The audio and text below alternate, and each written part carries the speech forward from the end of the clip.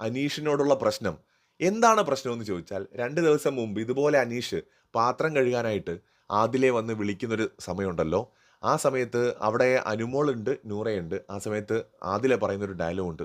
"ഓ! എനിക്ക് ഇങ്ങനെ കാണുമ്പോ എനിക്ക് എൻ്റെ വാപ്പ ഓർമ്മ വരാണ്" എന്നൊരു ഡയലോഗ് പറയുന്നുണ്ട്. വാപ്പയോടുള്ള ദേഷ്യം കൊണ്ടല്ല പറയുന്നത്. മറിച്ച് എല്ലായ്പ്പോഴും അച്ഛനമ്മമാര് മക്കളെ ശാസിക്കുന്നൊരു ശൈലി ഉണ്ടാവും. എപ്പോഴും പാരന്റ്സ് മക്കളെ ഒരു അധികാരത്തിലാണ് ശാസിക്കുന്നത്. "നീ അത് ചെയ്. നീ ഇവിടെ വാ." ആ ഒരു അധികാരം എപ്പോഴും മക്കളുടെ മേൽ എല്ലാ പാരന്റ്സും അതില് ഇന്ന ആളെന്നൊന്നുമില്ല. എല്ലാവരും മെജോറിറ്റിയും കുറച്ച് പേരെ ചിലപ്പോൾ ഉണ്ടാവാതിരിക്കാം. മെജോറിറ്റി ആൾക്കാരും ആ ഒരു അധികാരം ഉപയോഗിക്കും. ആ ഒരു കമാൻഡിങ് ഒരു ഒരു പവർ പാരന്റ്സ് എപ്പോഴും കാണിക്കും. "നീ അങ്ങനെ ചെയ്യണം. നീ ഇങ്ങനെ ചെയ്യണം. നീ വാ ഇവിടെ വാ. ഇത് ചെയ്, അത് ചെയ്" അങ്ങനെ പറയും. അപ്പോൾ ഈ അനീഷിന്റെ ഒരു പ്രശ്നം എന്താന്ന് വെച്ച് കഴിഞ്ഞാൽ പോസിറ്റീവുമാണത് ഒരേ സമയം നെഗറ്റീവുമാണ്. അനീഷ് പറയുന്ന ഒരു കാര്യം എന്താന്ന് വെച്ചാൽ പാത്രം കഴുകണം.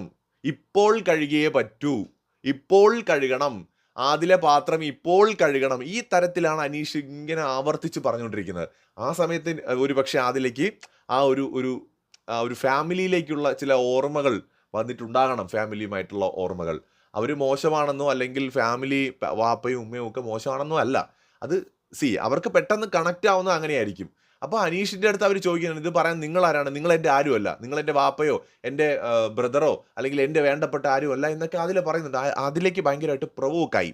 സോ അങ്ങനെ പ്രൊവോക്ക് ആവുന്നതിന്റെ കാരണം അനീഷിന്റെ ആ ഒരു ശൈലിയാണ്. അത് ഒരുപക്ഷെ അവരുടെ ലൈഫിൽ മുൻകാലങ്ങളിൽ അവർ നേരിട്ടതോ അനുഭവിച്ചതോ ആയിട്ടുള്ള അവരുടെ ഓർമ്മകളും അനുഭവങ്ങളുമാണ് അവരെ ആ രീതിയിൽ പ്രേരിപ്പിക്കുന്നത്. അപ്പോൾ അനീഷിനോട് അവർക്ക് തോന്നുന്നത് അങ്ങനത്തെ ഒരു ദേഷ്യമാണ്. പക്ഷെ അതേ സമയത്ത് തന്നെ അനീഷിനെ അവർക്ക് ഇഷ്ടവുമാണ്. അനീഷിനോടൊരു വെറുപ്പും ആദിലേക്ക് നൂറയ്ക്കും ഇല്ല. അതും ശ്രദ്ധിച്ചാൽ മതി. ഇനി അനീഷിനുണ്ടോ? അനീഷിനും ഇല്ല.